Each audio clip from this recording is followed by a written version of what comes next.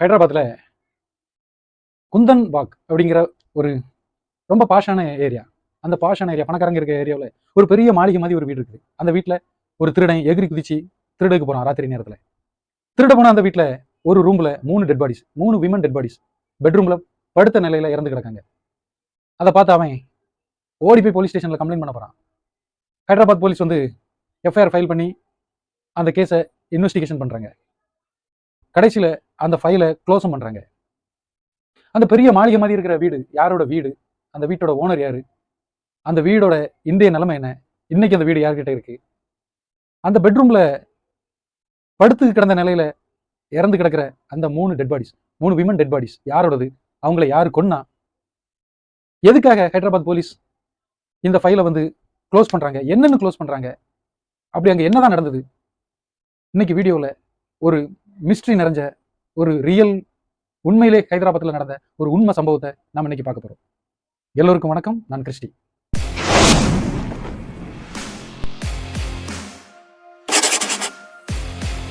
ஹைதராபாத்தில் உண்மையிலே நடந்த ஒரு ரியல் கதையை தான் நம்ம இன்னைக்கு இந்த வீடியோவில் பார்க்க போறோம். அதாவது 2002 குந்தன் பாக் அப்படிங்கிற ஒரு ரொம்ப பாஷான இடம் ஹைதராபாத்தில். அந்த இடத்துல ஒரு வீடு, ஒரு பெரிய மாளிகை மாதிரி இருக்கிற ஒரு வீடு விற்பனைக்கு வருது. அதை வர்ஷிஷ் நாராயண சிங் அப்படிங்கிறவர் வந்து வாங்குறாரு. வர்ஷிஷ் நாராயண சிங்கோட குடும்பம் அப்படின்னு பார்த்தா அவருக்கு ஒரே பையன், அவன் வெளிநாட்டில் செட்டில் ஆகிட்டான். பையனுக்கும் தகப்பனுக்கும் ரொம்ப அண்டர்ஸ்டாண்டிங் இல்லை. இவர் ஹைதராபாத்தில் இருக்கிறாரு, அவன் வெளிநாட்டில் இருக்கிறான். இவரோட கடைசி காலத்தை வந்து நார்மலாக அந்த வீட்டிலே இருந்து அப்படி இறந்து போயிடுறாரு. அந்த வர்ஷிஷ் நாராயண சிங்க்கு அப்புறம் அந்த வீடு வந்து அவரோட பையனுக்கு போகுது. அந்த பையன் சரி அப்பாவோட வீடு, இதை நம்ம சேல்ஸ் பண்ணலாமா, வாடகைக்கு விடலாமா அப்படின்னு பிளான் பண்ணும்போது ஒரு கப்புள்ஸ் வராங்க, ஒரு ஹஸ்பண்ட் அண்ட் ஒய்ஃப். அவங்களுக்கு 2 பெண் குழந்தைங்க வராங்க. அவங்க அந்த வீட்டை வாடகைக்கு எடுத்து அதில் இருக்கிறாங்க.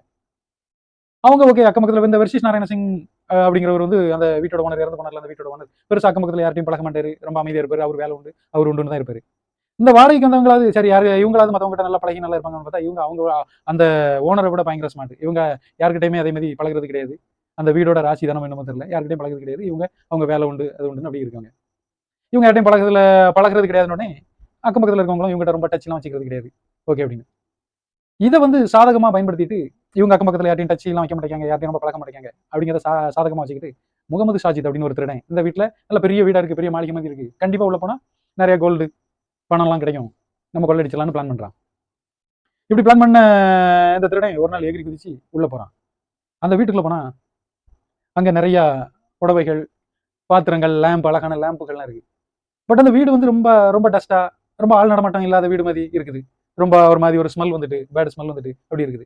என்னடா இது ஒரு மாதிரி இந்த மாதிரி ஸ்மெல்லாக இருக்குது, வீடு வந்து ரொம்ப டஸ்டியாக இருக்குது, ஆள் நடமாட்டம் இல்லாத வீடு மாதிரி இருக்குது.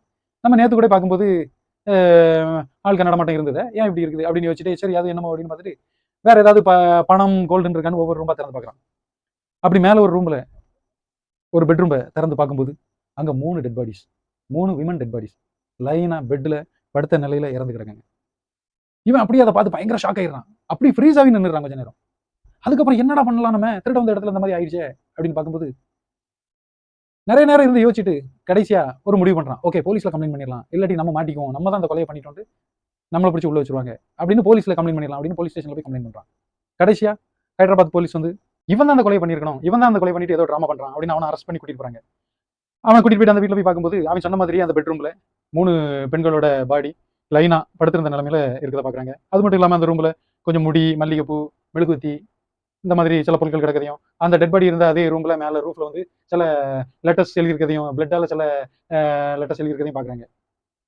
இந்த கேஸ் வந்து சிபிஐக்கு போகுது, எல்லாம் பயங்கரமா இன்வெஸ்டிகேஷன் பண்றாங்க. கடைசியில் போஸ்ட்மார்டம் ரிப்போர்ட் வருது.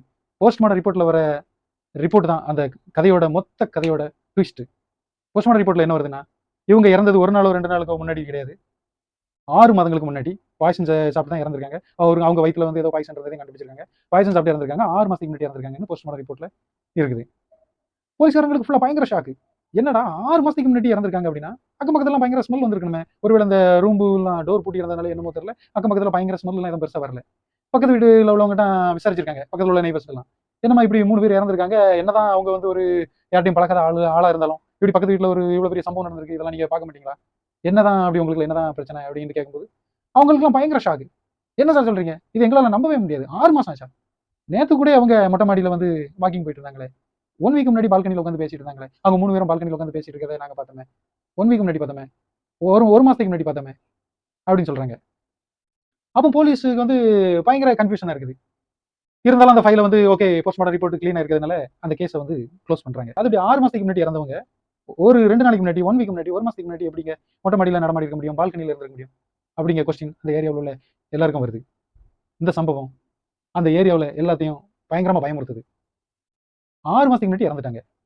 அப்போ 2 டேஸ்க்கு முன்னாடி 1 வீக் முன்னாடி 1 மந்த்துக்கு முன்னாடி நாம எல்லாரும் பார்த்தது மனிதனா இல்ல பேயா அப்படிங்கிற ஒரு கொஸ்டின் அங்க எழ ஆரம்பிக்குது.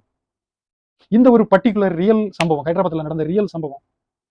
ஒரு குந்தன்பாக் அப்படின்னாலே ஒரு பாஷான ஏரியா அப்படிங்கிற பேரை விட்டு பேய் நடமாடுற வீடு இருக்க ஏரியா, அங்க ஈவினிங் நேரத்துல நைட் நேரத்துல அங்க போனா பேய் அடிச்சிடும், அந்த வீட்டுல ஆவிகள் நடமாட்டம் ரொம்ப இருக்கு அப்படின்ட்டு இந்தியா ஃபுல்லா ஃபேமஸ் ஆகுது. ஈவன் வெளிநாட்டுல இருந்து கூட நிறைய பேர் வீக்ல வீலாக்ஸ் எடுத்து போடுறாங்க. இந்தியாவில இருந்து கேள்விப்பட்ட நிறைய பேர் வந்து அந்த இதை பார்த்துட்டு போறாங்க. இந்த பர்டிகுலர் குந்தன்பாக் இந்த பர்டிகுலர் வீடு இன்னைக்கும் ஹைதராபாத்ல என்னதான் பக்கத்துல பயங்கரமா அந்த ஏரியாவில் வந்து மால் ஷாப்ஸ்னு நிறைய ரஷ்ஷா நிறைய வந்தாலும் இன்னைக்கும் அந்த பர்டிகுலர் வீடு ஒரு இருளடைஞ்சு அப்படியே அந்த 2002 நமக்கு நினைவுபடுத்ததாவே இருக்குது. ஹைதராபாத்ல நடந்த இந்த உண்மை சம்பவத்தை பத்தி நீங்க என்ன நினைக்கிறீங்க? என்கிட்ட கேட்க போனா எனக்கு பேய் மேலாம் பெருசா நம்பிக்கை கிடையாது. ஆனா பேய் கதை நிறைய நான் கேட்டிருக்கேன். சில நேரம் ஒருவேளை பேய் இருக்குமோ அப்படின்னு கூட எனக்கு தோணியிருக்குது. உங்களுக்கு எப்படி பேய் மேல நம்பிக்கை உண்டா இல்லையா? இந்த பர்டிகுலர் சம்பவம் பத்தி நீங்க என்ன நினைக்கிறீங்க? அங்க நடமாடினது பேயா இல்ல பக்கத்துல இருக்க அந்த ஏரியா பசங்க சும்மா தண்ணி போட்டுட்டு சும்மா ஜாலியா அதுல ஃபன் பண்றாங்களா அப்படிங்கிறத கமெண்ட்ல தெரிவிங்க. நன்றி.